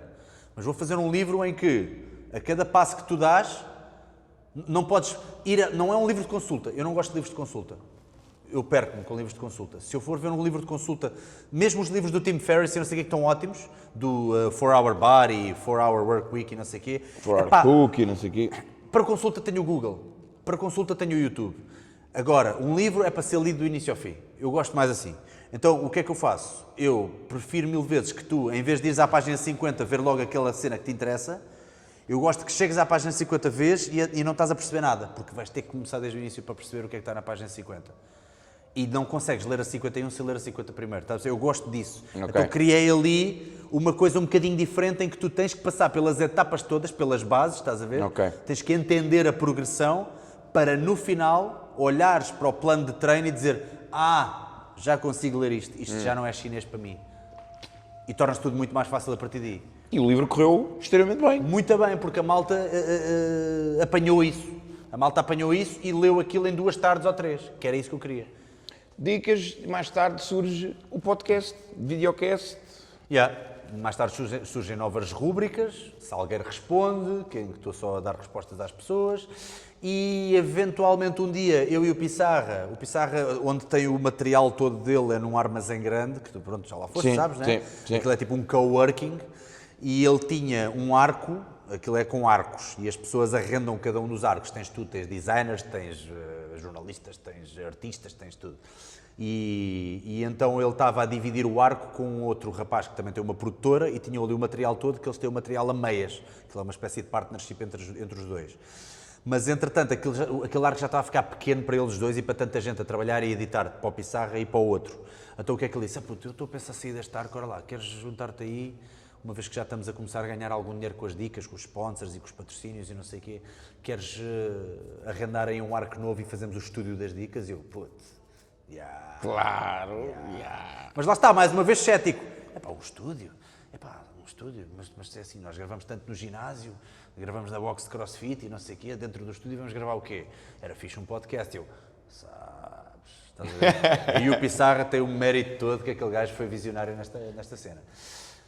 E então fomos construindo o estúdio, eu comecei a ter aquele prazer de decorar o estúdio à minha maneira. Hoje em dia o estúdio não está uma coisa só de artes marciais ou só de fitness, tem lá outras referências, tipo 80s, 70s e não sei o quê. Star Wars, acho eu. Star Wars, está lá o Eddie Murphy, está lá, pronto, o Arnold não podia deixar de faltar, e o Bruce Lee, como é óbvio, Jackie Chan, mas depois tens também Michael Jackson, tens Freddie Mercury, tens...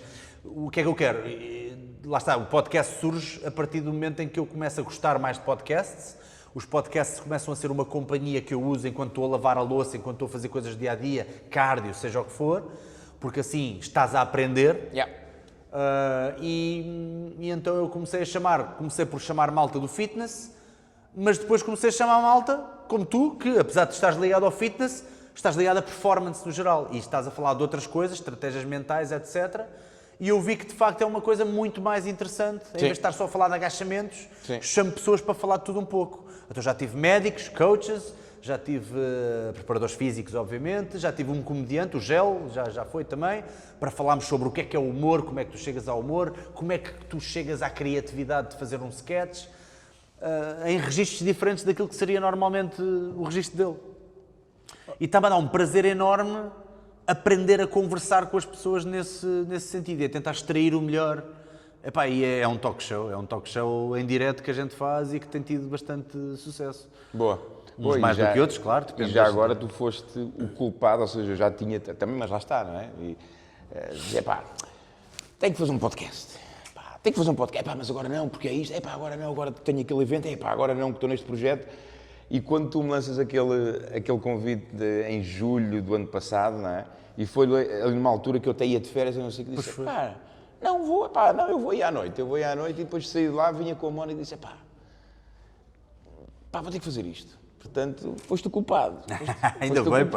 Foste o culpado de a gente hoje estar aqui. Olha, ainda bem, próximos passos, o que é que vai na cabeça do Salgueirinho, do Salgueirão e do Salgueiro? O que é que vai aí agora? Próximos passos, o que é que ainda te falta? Hoje já te sentes mais realizado ou não? Porque falávamos ali que houve ali uma altura que estavas bem, estavas a ganhar bem, tinhas stands, mas não te sentias realizado. Hoje já te sentes realizado ou ainda? Muito mais. 80%.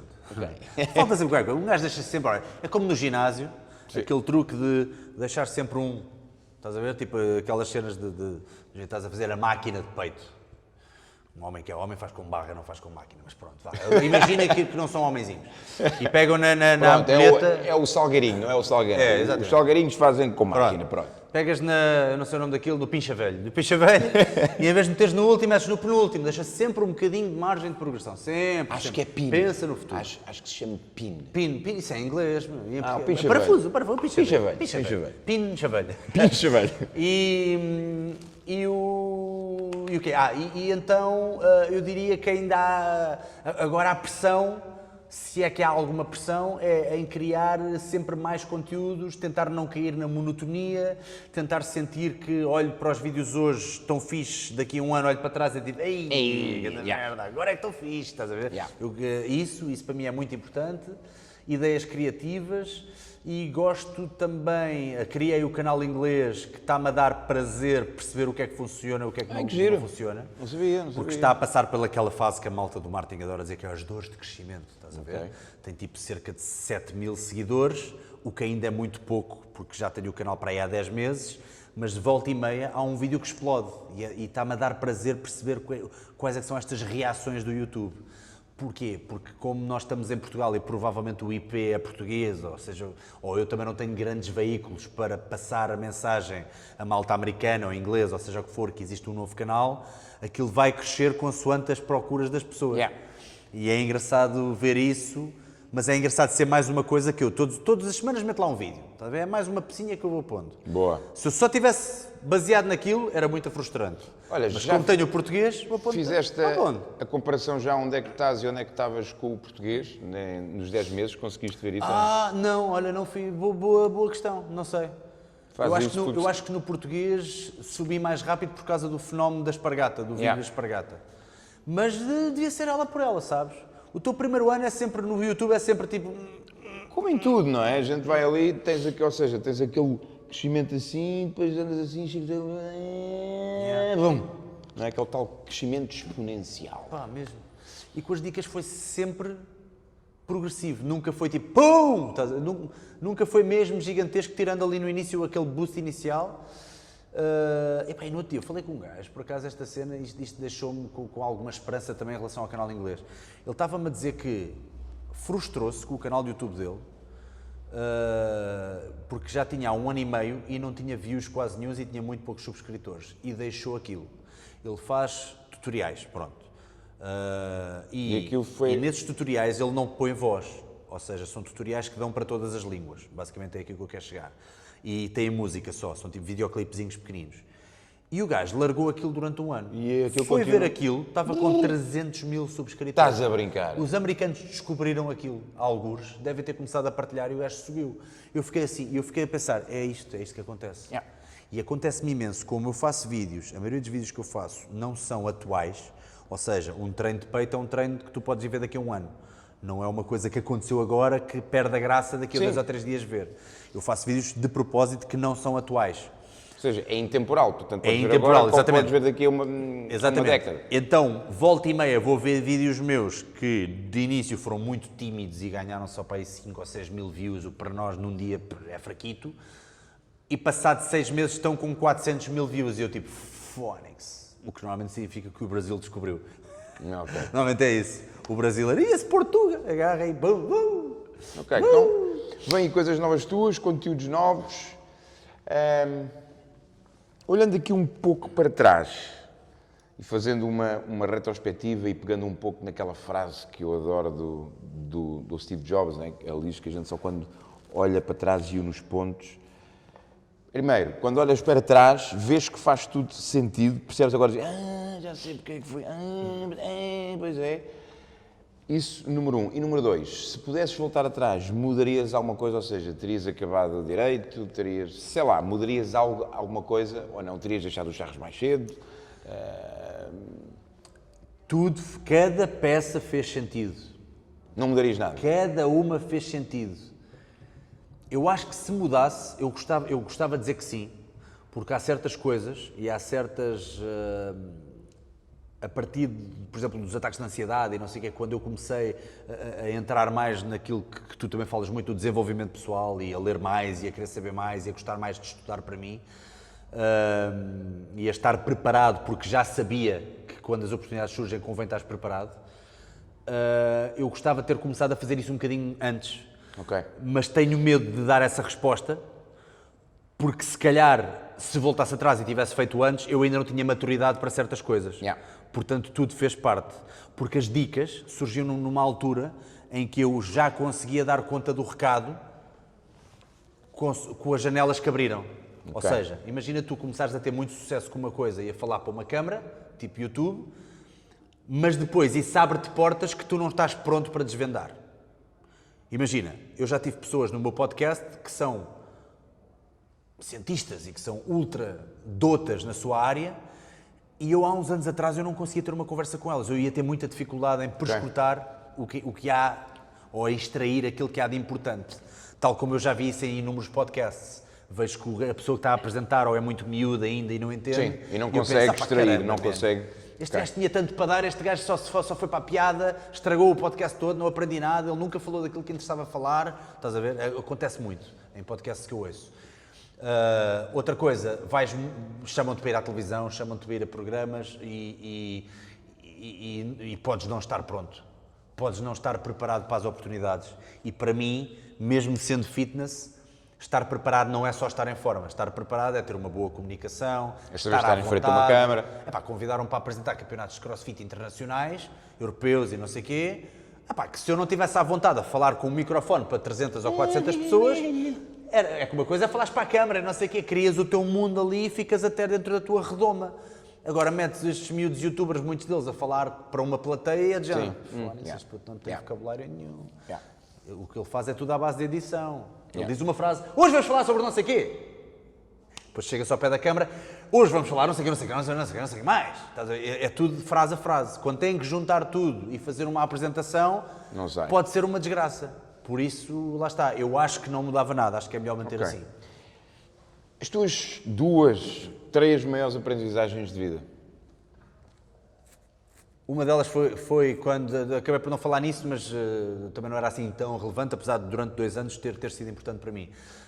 Ainda foi na altura do ISHEM, da comunicação empresarial, portanto eu larguei o rugby, continuei a treinar musculação, mas fui para o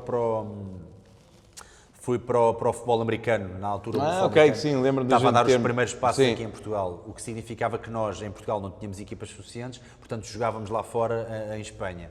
Era fim de semana sim, fim de semana não, a ver jogos, e ou era cá ou era em Espanha. Foi uma grande lição de vida, porque conheci lá uma pessoa, que é um treinador de futebol americano, que é o Michael Kress, que trabalhava na Embaixada dos Estados Unidos, é um americano, e ele viu que eu estava ali naquela fase, foi naquela pior fase minha, e ele ensinou-me algumas lições de vida. Ele é daqueles americanos mesmo old school, estás a ver? E ele disse-me uma coisa que eu nunca mais vou esquecer, que é don't forget, you play like you practice. Tu jogas como treinaste. Se tu não encaras o treino, o ensaio, seja o que for na tua vida, quando se tu não consegues emular aquilo que é a vida no dia-a-dia, ou no treino, ou em qualquer coisa que seja ensaio, tu nunca vais conseguir fazer quando for a sério. Não vale a pena deixares para... depois quando for a sério faço. Não. You play like you practice. Portanto, no ensaio, no treino, faz como farias a sério. Que é para teres isto já mais ou menos automático quando fizeres. Outra grande lição de vida foi, outro americano foi o embaixador dos Estados Unidos, quando eu... Agora já não, mas ele foi o embaixador cá em Portugal antes desta administração agora do Trump, portanto foi do Obama. Eu dei aulas durante 2 anos a ele, ia ter com ele, tive o privilégio de dar-lhe aulas às 6 da manhã. Aquilo que ele, pronto, é mesmo americano, acorda, treina e depois vai para o trabalho. E ele também me ensinou uma coisa muito engraçada, que é um bocadinho com base naquela coisa, se não aprendes à primeira, tipo, não é à segunda que vais aprender. Estás a ver? Então há uma frase americana também que é there's no learning in the second kick of a mule. Okay. Tipo, o segundo coice que te dá a mula não te vai ensinar nada, mais vale aprenderes à primeira. Principalmente com o erro, não é? Pois, com o erro. E isto é muito importante para pessoas como eu, que passaram a vida a amarrar, a pensar negativamente cada vez que surgiu uma coisa nova. O livro, os vídeos do YouTube, vamos criar uma equipa de duplos em Portugal. A minha amarrada era sempre, olha que isso não vai dar nem nada, pá. Um livro, quem sou eu para escrever um livro? Não sei o que mais. Pá, tipo, mais vale ires aprendendo e, sinceramente, aproveita logo a oportunidade de aprenderes à primeira, não queres levar 2 coices da mula, porque se calhar já não aguentas 2, estás a perceber? E gostei essa frase dele. Portanto, essa metáfora. Essas 2 lições são muito importantes. A terceira lição, e se calhar é a derradeira, é aquela que dissemos há bocado, que até é uma frase que eu ouvi o Les Brown, sabes? Les Brown. É também um coach, não é? Sim, um comunicador nato, motivador, eu ouço imenso. Motivacional, ele diz que mais vale estares preparado e a oportunidade não surgir do que surgir a oportunidade e não estares preparado. E essa então é derradeira e é constante na história da minha vida que eu acabei de contar até agora. É mesmo a maior lição de todas. Essas 3 são as que me ocorrem. Algum sonho ainda por realizar? De certeza, com certeza que haverá alguns. Ainda não desisti daquela cena, ainda sei que ainda gostava de... Ainda há um bocadinho aquele bichinho de... lá está, parece um bocado... Hollywood... Bruno, Jackie Chan, Salgueiro. Tal como há atores de artes marciais que estão aí na berra, Scott Adkins, Michael J. White e não sei o quê, eu sinto que se calhar era um gajo com algum potencial para isso. E gostava de fazer um filme de ação. Gostava de ser Se alguém estiver aí a ouvir, em Hollywood ou por cá, Bruno Salgueiro. Faça-me o casting, bora. Eu gosto de casting. Eu vou a castings, eu faço tudo. Não, mas ainda há um bocadinho essa cena. Eu gostava de participar numa ficção, fazer assim um filme de ação, em que eu e a minha equipa, obviamente o Chan, etc., pudéssemos ter também mão na ação. Ainda há um bocadinho esse sonho. Boa, continuas a... Isso é algo que pensas diariamente? Ou seja... Indo aqui para uma parte que eu acredito e falando desta forma, continuas a enviar essa mensagem ainda para o universo? Devia enviar mais. Então... Enquanto isso estou um bocado ocupado com as dicas e com os PTs que ainda dou e com o trabalho duplo que ainda faço, mas volta e meia olhamos um para o outro, eu e o Shen, e é de género, qualquer dia fazemos aí qualquer coisa. Ainda vai acontecer.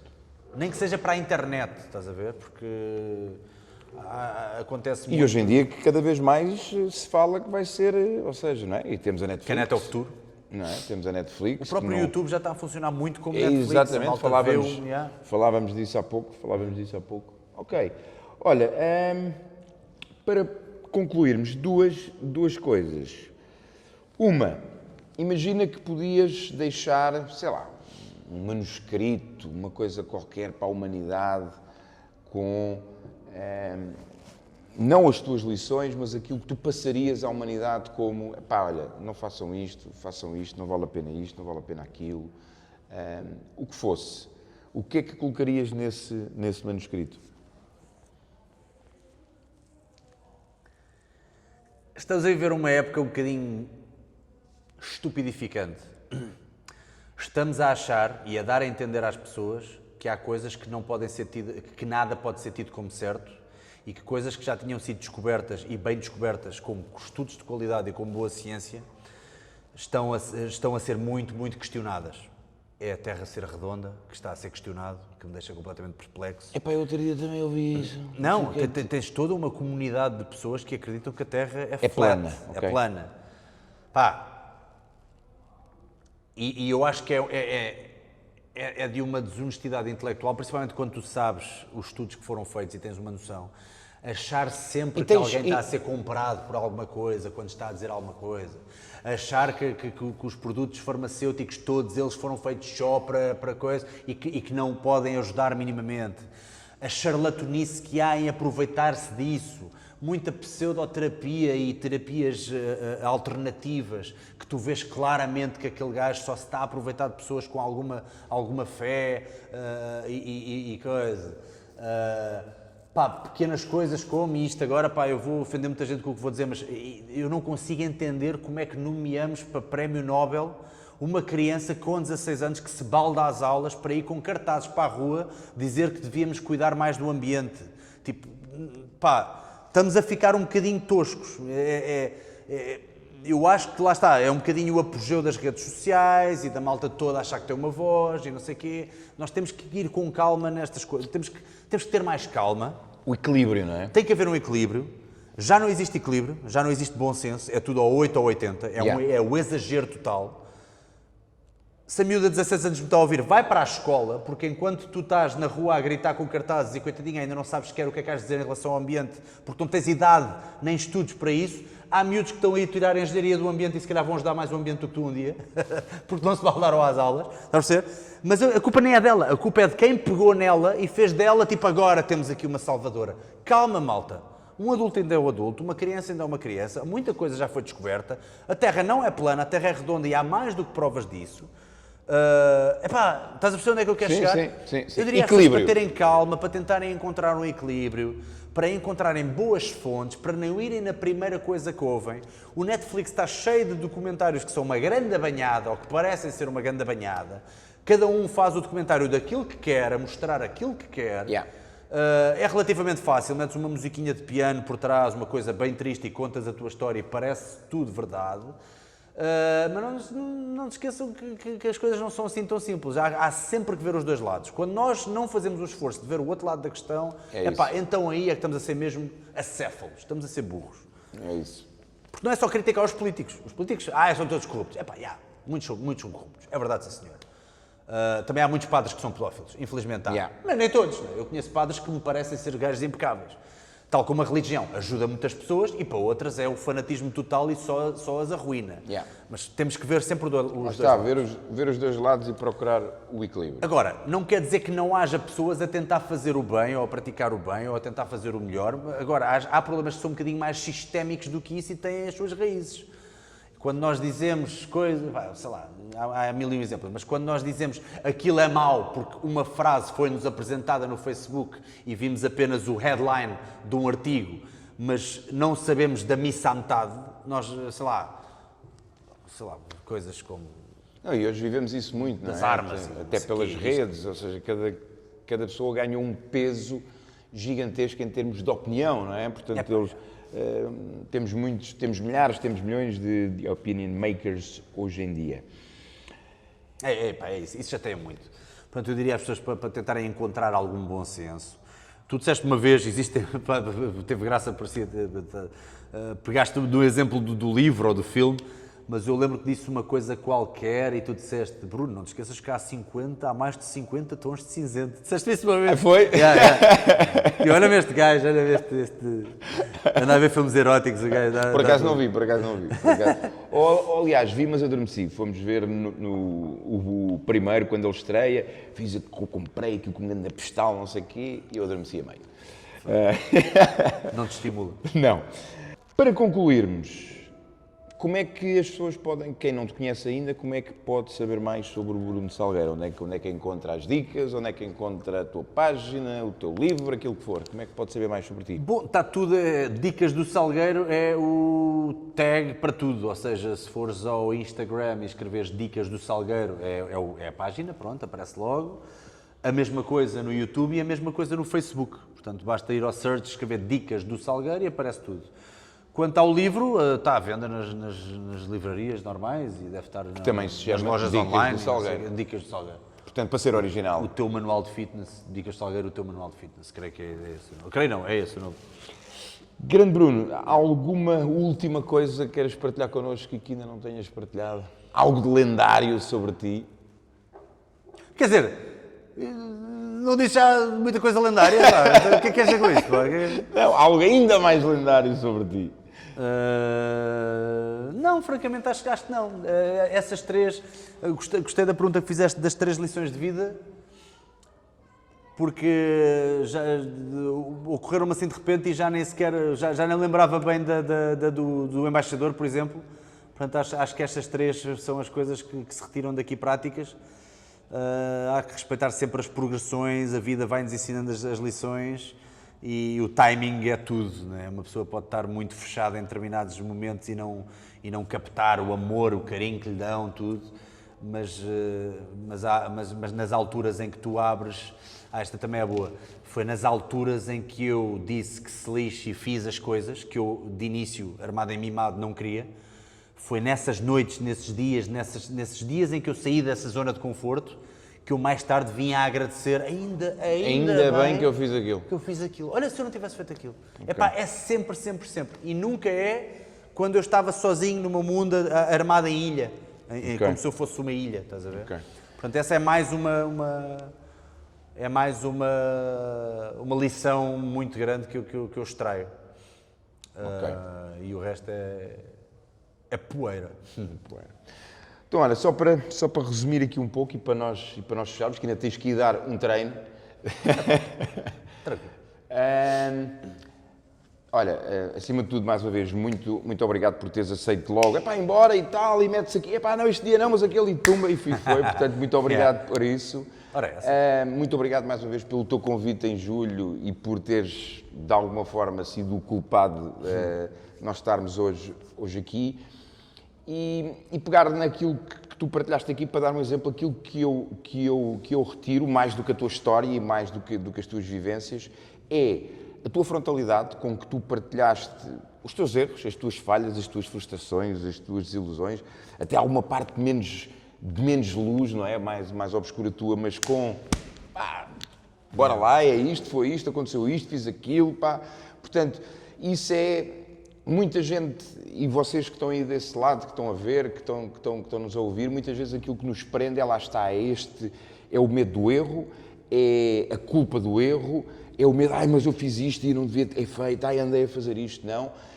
Portanto, como viram aqui, tudo aquilo que nós vivemos, e eu também sou um exemplo disso, não é? Tudo aquilo que nós vivemos, tudo aquilo que nos aconteceu, tem sempre algo, tem sempre um motivo forte, tem sempre um propósito. E um dia mais tarde a gente olha e diz, caraças, pois foi. Pá, aquela altura, pá, foi do catano, mas eu agora vejo e sei que precisei de viver aquilo. Bruno, portanto, acho que essa a grande lição, é sempre seguir em frente e tu foste, lá está, preparação, oportunidade, ação, preparação. E sem essa franqueza e frontalidade, estavas a falar, sem essa franqueza tu não consegues extrair lições. E isso concordo em absoluto. É uma tristeza gigantesca para ti, não é para mais ninguém. É essa frontalidade que nos dá a responsabilidade, acima de tudo, de pegar nisso que nos aconteceu e de mostrar às outras pessoas, está tudo bem, meu, erraste, mas embora lá, segue em frente. Quando não tens... Esta também é importante para mim, é uma coisa que também cheguei a essa realização há um tempo atrás. Se tu não tens essa franqueza, imagina, com os outros tu até consegues não ser franco, ou consegues esconder, ou consegues meter o teu escudo, ou seja o que for, pronto. Mas tu sabes sempre a tua bullshit. Yeah. Tudo bem, há pessoas que fazem tantas vezes que até começam a acreditar na sua mentira. Yeah. Mas normalmente tens sempre a noção algumas. de és um tangas, Bruno, lá estás tu, és um tangas, Yeah. sabes bem que não. E isto com o fitness é igual. Do género, eu não pude treinar. Podias sim. E o que é que acontece? Tu estás constantemente a mentir aos outros, ou estás constantemente a esconder, mas tu para ti nunca escondes. Então tu estás a viver esta dicotomia. E tu começas a gostar menos de ti, porque tal como uma pessoa que te mentiria a ti muitas vezes e que tu apanhas, tipo aqueles teus amigos que é tipo, estou lá às 5 e não aparecem. Estou lá às 5, não, amanhã é que é, e depois não aparecem. Começas a deixar de gostar ou a deixar de confiar. Tu começas a deixar de confiar em ti. Sim. Yeah. Porque tu... E de gostar de ti. É como se tu começasses a desdobrar-te e um olha para o outro e diz, este gajo não é nada de confiança. Yeah. Eu não gosto deste gajo. Yeah. E tu, quando não gostas de ti próprio, é uma grande merda. Por isso, está lá tudo lixado.